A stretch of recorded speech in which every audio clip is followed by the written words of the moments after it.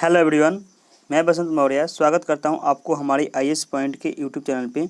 दोस्तों, आज हम लोग क्लास 8 के एनसीईआरटी ज्योग्राफी के चैप्टर नंबर 4 को कवर करने वाले हैं। जैसा कि हमने पिछले वीडियो में सभी क्लास को पूरी विस्तार पूर्वक कवर कर चुके हैं। अगर आपने उस वीडियो को नहीं देखा है तो हमारे आईएएस पॉइंट के प्लेलिस्ट में जाकर के सभी वीडियो को देख सकते हैं। तो चलिए शुरू करते हैं। आज का हमारा टॉपिक है कृषि।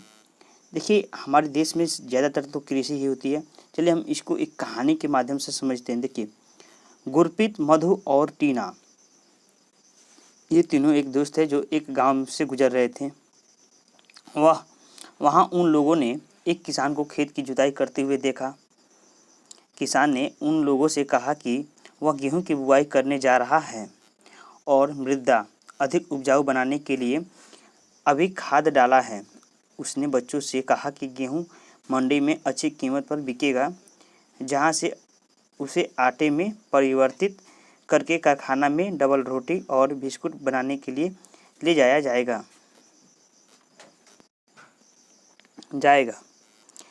जो किसान है वह खेतों में कार्य कर रहा था। ये तीनों सहेली या तीनों दोस्त देखें तो वह किसान बोला कि मैं अपनी खेत की जुताई इसलिए कर रहा हूँ कि जो मेरी मिट्टी है, मेरी खेत की, वह उपजाऊ हो, उसमें अनाज जो है, फसल, वह अच्छा से तैयार हो।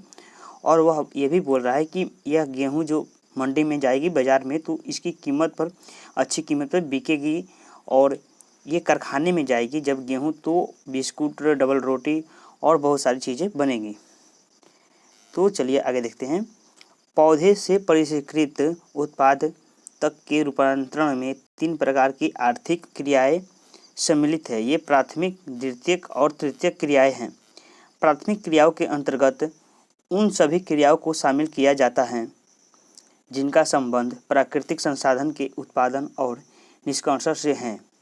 कृषि, मत्स्य और संग्रहण इनके अच्छे उदाहरण हैं। देखिए, प्राथमिक क्रियाएं वो क्रियाएं जो कि प्राकृतिक संसाधन से है। जैसा कि कृषि जो है प्राकृतिक संसाधन से किया जाता है, और मत्स्य, मछली पालना, ये तो भी तो मछली जो है वह तो प्राकृतिक ही है ना। और संग्रह, इनके सभी एक उदाहरण है। देखिए, द्वितीय क्रियाएं इन संसाधनों के प्रसंस्करण से संबंधित है। इस्पात, विनिर्माण, डबल रोटी पकाना और कपड़ा बुनना इन क्रियाओं के उदाहरण हैं। जो हमारे द्वितीय क्रियाएं हैं, संसाधन के प्रसंस्करण, इसको तो हम लोग बनाते हैं। जैसा कि इस्पात, मकान हो गया, ये सभी वस्तुएं तो इंसान बनाता है। कपड़ा का बुनना हो गया, डबल रोटी हो गया, इत्यादि।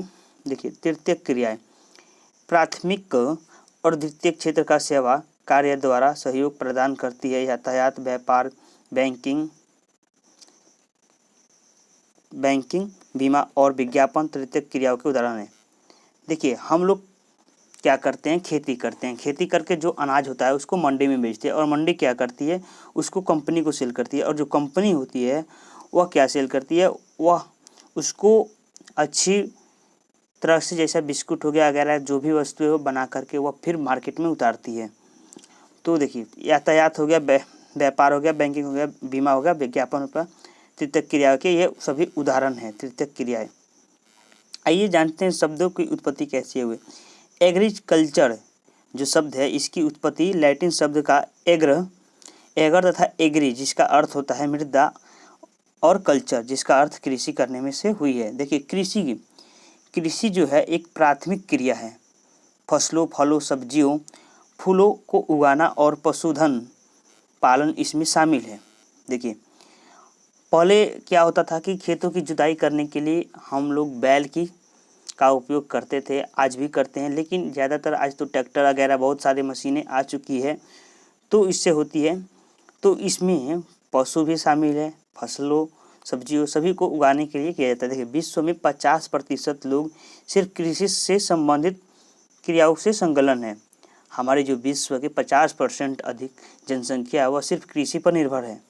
भारत की 2/3 जनसंख्या अब तक कृषि पर ही निर्भर है, और हमारे देश की भी 2/3 जनसंख्या है जो कृषि पर ही निर्भर है। अनुकूल स्थलाकृति, मुद्रा और जलवायु कृषि क्रियाकलाप के लिए अनिवार्य है। जिस भूमि पर फसलें उगाई जाती है कृषिगत भूमि कहलाती है। कृषि क्रियाकलापों के विश्व के उन्हीं प्रदेशों में संकेंद्रित है जहां फसल उगाने के लिए उपयुक्त कारक विद्यमान हैं।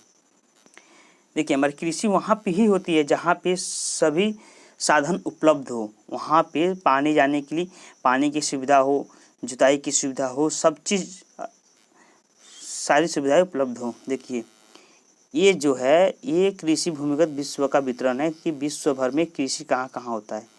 तो देखिए, कृषि का जो संकेत है यहाँ पे देखिए, ये हमारा कृषि, तो देखिए लगभग तो सभी देश में कृषि होता है। ये ऑस्ट्रेलिया में इधर हो गया हमारा, इंडिया में भी हो गया, और ये सभी देश में हो गया, ये दक्षिणी अमेरिका, ये उत्तरी अफ्रीका, ये अफ्रीका में हो गया, ये हमारा एशिया में हो गया, ये हमारा यूरोप में हो गया, ये ऑस्ट्रेलिया में, वियतनाम हो गया, सभी जगह सभी देश में कृषि होती है।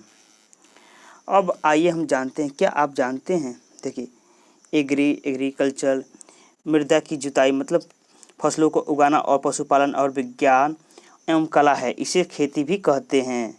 एग्रीकल्चर यानी कि खेती। देखिए, सेरीकल्चर रेशम उत्पादन, रेशम के कीटों का वाणिज्यिक के पालन या कृषि की आय से पूरक हो सकता है। देखिए, रेशम के कीटे जो शहतूत के पेड़ पर होते हैं जिससे रेशम हम लोग उगाते हैं, तो वह भी एक प्रकार की कृषि ही मानिए तो है। पिसीकल्चर मत्स्य जो पालन है, मछली पालन, विशेष रूप से निर्भर तालाबों और पोखरों से हैं। विटीकल्चर द्रक्षा कृषि अंगूरों की खेती है। हार्टिकल्चर उद्यान वाणिज्य उपयोग के लिए सब्जियां, फूलों और फलों का उगाना होता है। आइए जानते हैं कृषि तंत्र के बारे में। कृषि या खेती को एक तंत्र के रूप में देखा जा सकता है। इसके महत्वपूर्ण निवेश बीज, उर्वरक, मशीनरी और श्रमिक हैं। जुताई बुआई, जो हमारी खेतों की जुताई बुआई, फिर से उसमें छिड़काव किया जाता है, फिर से उसको सोहा जाता है, फसलों के अंदर जो भी घास होती है वगैरह सभी चीज़ों को देखिए यहाँ पे बताया गया है चित्र बना करके कि एक किसान है, वह अपने फसलों की जुताई करता है, फिर बीज डालता है, फिर रसायन डालता है, उसके बाद फिर जुताई करवाता है, छिड़काव करवाता है, फिर फसल होता है, तो फिर फसल को क्या करता है, वो अपने अनाज के रूप में प्राप्त करता है। ये देखिए यहाँ पर भी दिया है भौतिक एवं मानवीय रसायन। यहाँ पे मशीनों के द्वारा मोटर चला करके बिजली से हमारी पानी निकाली जाती है और खेतों की सिंचाई होती है, और कुछ खेतों की सिंचाई तो सूर्य की आसमान में यानी कि बादल से होती है, बारिश से होती है। ये सिंचाई, निराई और कटाई इसकी कुछ संक्रिय हैं। इस तंत्र के निर्गतों के अंतर्गत फसल, ऊन, डेयरी और कुक्कुट उत्पाद करते आते हैं।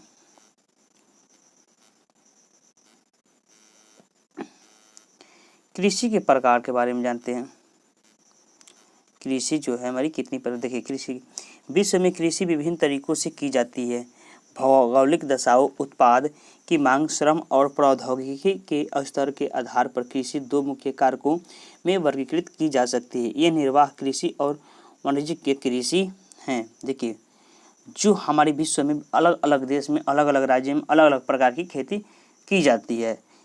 देखिए, कहीं पे कैसे ही खेती की जाती है, कहीं पे देखिए निर्वाह कृषि, इस प्रकार की कृषि कृषक परिवार की आवश्यकताओं को पूरा करने के लिए की जाती है। इस प्रकार की जो खेती होती है वह परिवार को आवश्यकताओं, यानी कि खेत रहता है वह बहुत कम रहता है, उससे सिर्फ उतना ही खेती किया जाता है जिससे कि अपने परिवार की खर्चा चल सके। तो देखिए, प्रारंभिक रूप से कम उपज प्राप्त करने के लिए निम्न स्तरीय प्रौद्योगिकी और पारिवारिक श्रम का उपयोग किया जाता है। निर्वाह कृषि को पुनः गहन निर्वाह कृषि और आदिम निर्वाह कृषि में वर्गीकृत किया जा सकता है। ये गहन निर्वाह कृषि में किसान एक छोटे भूखंड पर साधारण औजारों और अधिक श्रम से खेती करता है। अधिक धूप वाले दिनों में युक्त जलवायु और उर्वर मुद्रा वाले खेत में एक वर्ष में एक से अधिक फसलें उगाई जा सकती हैं। चावल मुख्य फसल होती है, जो अन्य फसलों में गेहूं, मक्का, दलहन और तिलहन शामिल है। गहन निर्वाह कृषि दक्षिण पूर्वी और पूर्वी एशिया के सघन जनसंख्या वाले मानसूनी प्रदेश में सम्मिलित है। ये जो हमारा दहन ही है, गहन निर्वहन कृषि जो होता है वो हमारे जो एक किसान होते हैं वो छोटे से भूखंड पर ही साधारण औजारों और मतलब अधिक श्रमिकों से खेती करवाता है। देखिए क्या होता है खेती, जो छोटे किसान होते हैं वो क्या करते हैं, बहुत छोटे ही औजारों का एक छोटा भूखंड ले लेते हैं और कुछ कारीगरों को मतलब कुछ खेतियों को घरों को लेकर के अपनी खेती करवाते हैं। धान की खेती करवाते हैं, मक्का की खेती करवाते हैं, तिलहन की खेती करवाते हैं। अलग अलग मौसम में अलग अलग खेतियाँ की जाती है। जैसे कि हमारी ऋतुएं में परिवर्तन होती है, 3 प्रकार की, ठंडी, गर्मी, बरसात, तो हर समय अलग अलग प्रकार। देखिए रोचक तथ्य, जैविक कृषि, इस प्रकार की कृषि में रासायनिक खादों के स्थान पर जैविक खाद और प्राकृतिक कीटनाशी का उपयोग किया जाता है। फसलों को उत्पादन बढ़ाने के लिए कोई आनुवंशिक रूपांतरित नहीं किया जाता है। देखिए आदिम निर्वाह कृषि में स्थानांतरीय कृषि और चलवासी पशुचारण शामिल है। रूपांतरित कृषि, अमेजन बेसिन के संघन, अमेजन बेसिन तो हम पढ़ चुके हैं पिछले वीडियो में, पिछले अध्याय में, पिछले कक्षा में। अमेजन बेसिन के संघन वन क्षेत्रों क्षेत्र उष्णकटिबंधीय अफ्रीका, दक्षिण पूर्वी एशिया और उत्तरी पूर्वी भारत में भागों में प्रचलित है। देखिए जो हमारा अमेजन बेसिन है वहाँ पे ज़्यादा बारिश होती है, तो जो वहाँ पे जैव विविधता भी ज़्यादा पाई जाती है और वहाँ की खेतों की भी जो खेती की तरीका भी है वह भी कुछ अलग टाइप की है। तो मैं देखिए ये हमारी जो भारी वर्षा और वनस्पति के तीव्र पुनर्जनन वाले क्षेत्र हैं। वृक्षों को काटकर और जलाकर भूखंड को साफ किया जाता है अमेजन बेसिन में, तब राख का मुद्रा में मिलाया जाता है तथा मक्का, रतालू, आलू और कासवा जैसी फसलें को उगाया जाता है। अमेजन बेसिन में भूमि की उर्वरता को समाप्ति के बाद वह भूमि छोड़ दी जाती है और कृषक नए भूखंड पर चला जाता है। देखिए वहाँ पे होता क्या है, वहाँ पे तो ज़्यादा जैव विविधता पाया जाता है, तो पेड़ों को पौधों को काट करके वहाँ पे खेत बनाई जाती है, खेत की जुताई की जाती है, उसमें खाद डाला जाता है, रसायन डाला जाता है, जिससे खेतों की उपजाऊ होती है। और उसके बाद जब खेती कर दिया जाता है तो जब वह 1 से 2 बार प्रयोग होता है उसके बाद उस ज़मीन को छोड़ दिया जाता है, फिर दूसरी ज़मीन को मतलब दूसरी जगह को देखा जाता है और उस पर खेती किया जाता है। देखिए स्थानांतरित कृषि को कर्तन एवं दहन कृषि के रूप में भी जाना जाता है। ये बेहद इम्पोर्टेंट है, आप इसको नोट कर लीजिए और याद भी कर लीजिए। इसी तरह स्थानांतरित कृषि विश्व के विभिन्न भागों में विभिन्न नामों से जाना जाता है। झूमी उत्तर पूर्वी भारत में, मिल्पा मैक्सिको, रोका ब्राज़ील, लदांग मलेशिया। चलवासी पशुचारण सहारा के अर्धशुष्क और शुष्क प्रदेशों में, मध्य एशिया और भारत के कुछ भाग जैसे राजस्थान तथा जम्मू और कश्मीर में प्रचलित है। इस प्रकार की कृषि में पशु चारक जो होते हैं वह अपने पशुओं के साथ चारे और पानी के लिए एक स्थान से दूसरे स्थान पर निश्चित मार्गों से घूमते हैं। इस प्रकार की गतिविधि जलवायु बाधाओं और भूभाग की प्रतिक्रिया स्वरूप उत्पन्न होती है। पशु चारक मुख्यतः भेड़, ऊँट, मवेशी, याक और बकरियां पालते हैं। ये पशुचारक और उनके परिवार के लिए दूध, मांस, ऊन, खाल और अन्य उत्पाद उपलब्ध कराते हैं। देखिए चलवासी पशुचारा क्या होता है, इसमें सभी पशुएं एक झुंड में, देखिए यहाँ पे पिक में भी दिखाया गया है पिक्चर में, एक झुंड में अपनी चारा के खोज में चलते हैं और चारा भी चरते भी हैं और एक चरवाहा भी रहता है उन लोगों के साथ जो कि उनकी देखरेख करता है। यहाँ पे देखिए पिक में दिखाया गया। वाणिज्यिक कृषि ये क्या है, वाणिज्यिक कृषि में फसल उत्पादन और पशुपालन में बाजार में बिक्री हेतु किया जाता है। इसमें विस्तृत कष्ट क्षेत्र और अधिक पूंजी का उपयोग किया जाता है। अधिकांश कार्य मशीनों के द्वारा किया जाता है। वाणिज्यिक कृषि में वाणिज्यिक अनाज कृषि, मिश्रित कृषि और रोपण कृषि शामिल है। देखिए ये होता क्या था, ये बहुत बड़ा कृषि होती है। इसमें खेत की बहुत बड़ी बड़ी प्लॉट होती है, एक एक बीघा की, तो आप समझते हैं। और ये सभी मशीनों के द्वारा किया जाता है और इससे ज़्यादा अनाजें निकलती है, तो इसको ज़्यादा इसमें इसकी सप्लाई भी होती है।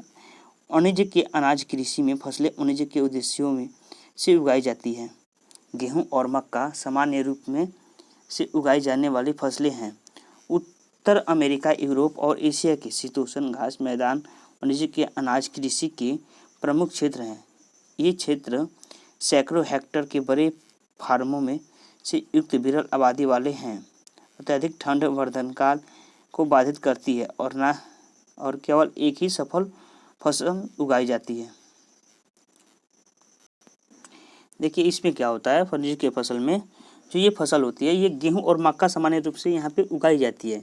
ये उत्तर अमेरिका और यूरोप, एशिया के शीतोष्ण घास मैदान में उगाई जाती है। ये देखिए अलग अलग मौसम में अलग अलग तरह की फसलें यहाँ पर भी उगाई जाती है।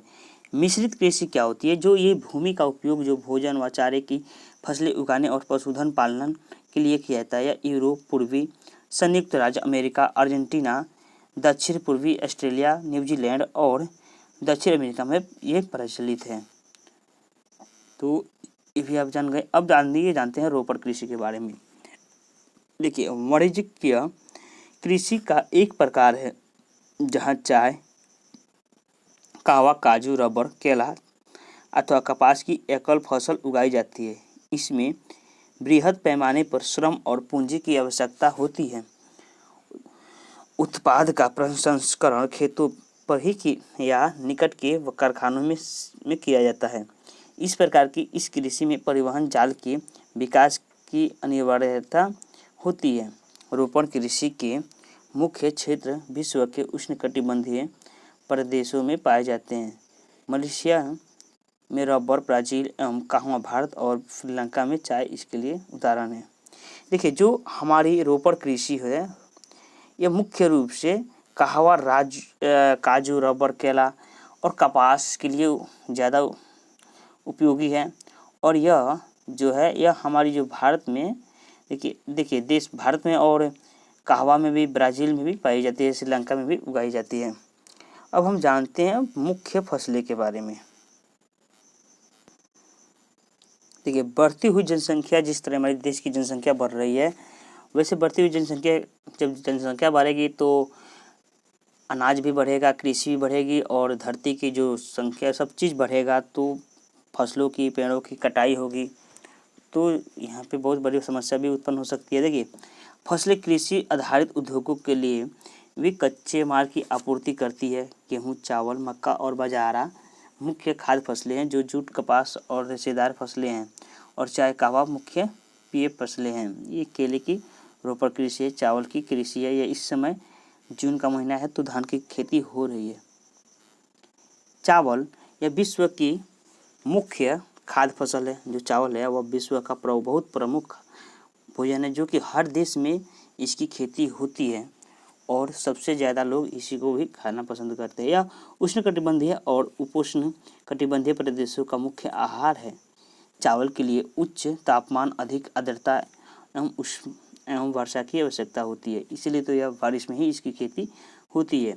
यह फसल चिकायुक्त जलोढ़ मिट्टी, मृदा जिसमें जल रोकने की क्षमता हो, में सर्वोत्तम ढंग से बढ़ती है। चीन चावल उत्पादन में अग्रणी राज्य है। यह सवाल पूछ सकता है कि चावल उत्पादन में अग्रणी राज्य कौन है, तो यह चीन है। इसके बाद जो क्रमशः है हमारा भारत, जापान, इसके बाद भारत है, 3 नंबर पे जापान है, 4 पे श्रीलंका और मिस्र हैं। अनुकूल जलवायु दशाओं जैसे पश्चिम बंगाल और बांग्लादेश में एक वर्ष में 2 या से 3 फसलें उगाई जाती हैं। देखिए पश्चिम बंगाल में क्या होता है, हमारी चावल की खेती 2 बार या 3 बार सिर्फ चावल की खेती हो जाती है, और हमारी जो बिहार में है या फिर उत्तर प्रदेश में एक ही बार इसकी खेती होती है साल में, लेकिन वहाँ पे साल में 2 बार या 3 बार हो सकता है।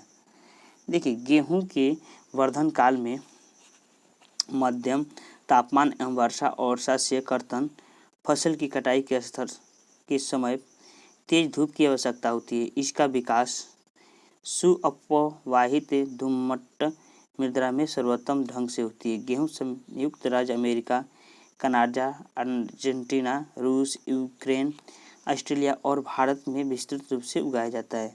भारत में यह शीत ऋतु में पाया जाता है। देखिए गेहूँ भारत में जब ठंडी मौसम होती है दिसंबर में, इसकी रोपनी, इसकी जो बीज होती है वह खेतों में छिटनी शुरू हो जाती है, और जो हमारी चावल की होती है वह जून महीने में इनकी खेती शुरू हो जाती है।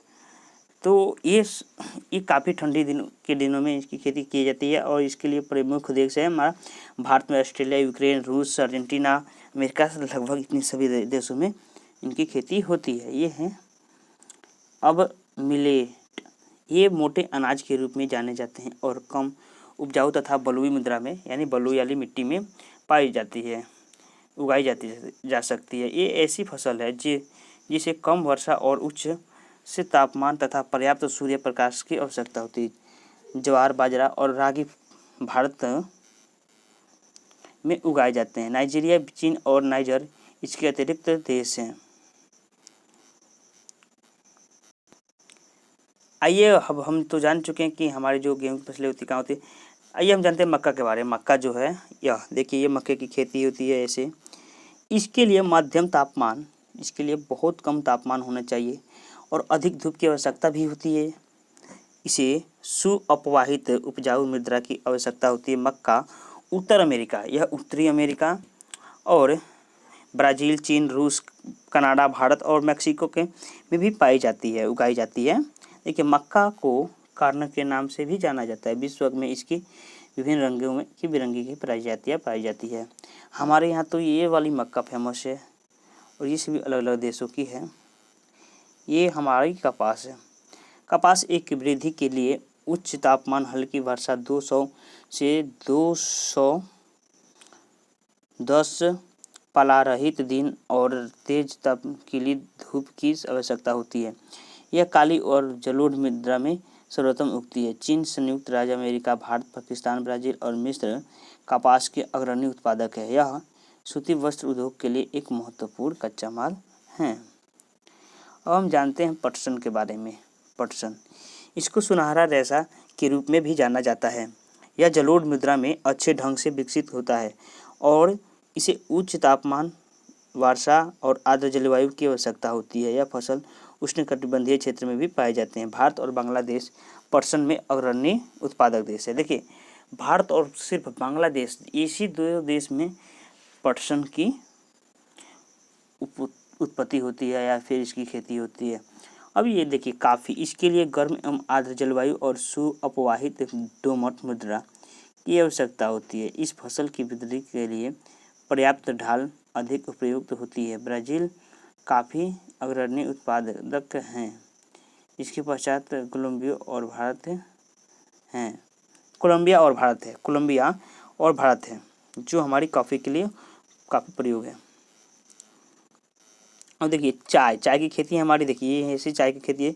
बागानों में उगाई जाने वाली एक पेय फसल है। इसकी कोमल पत्तियों की वृद्धि के लिए ठंडी जलवायु, जो इसकी पत्तियाँ होती है कोमल के लिए ठंडी जलवायु की आवश्यकता होती है और वर्षा सम वितरित उच्च वर्षा की आवश्यकता होती है। इसके लिए सुअपवाहित दोमट मिट्टी और मंद ढाल की आवश्यकता होती है, क्योंकि पानी यहाँ पे ना रुक सके। पत्तियों को चुनने के लिए अधिक संख्या में श्रमिकों की आवश्यकता भी होती है। तो दोस्तों अभी रुकिए, इसको भी हम लोग कवर कर ले, उसके बाद मैं आपको बताऊंगा। रोचक तथ्य जानते हैं, कॉफ़ी के पौधे की खोज किसने की।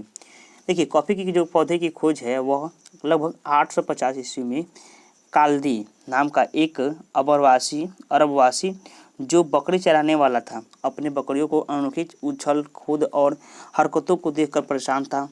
एक दिन उसने क्या किया, उसने एक दिन सोचा कि आखिर में ये बकरियां चल क्या रही है। तो उसने एक पौधे को की फलियों को चखकर देखा, जिन्हें उनकी जो बकरियां प्रतिदिन खाया करती थी। उसने आनंद के भाव का अनुभव करने के बाद अपनी खोज के विषय में संसार को बताया। वह खाया। तो दोस्तों अब हम लोग कल पढ़ेंगे पार्ट 2 में कृषि का विकास। कल हम लोग पार्ट 2 में पढ़ेंगे कृषि का विकास। तो चलिए मिलते हैं।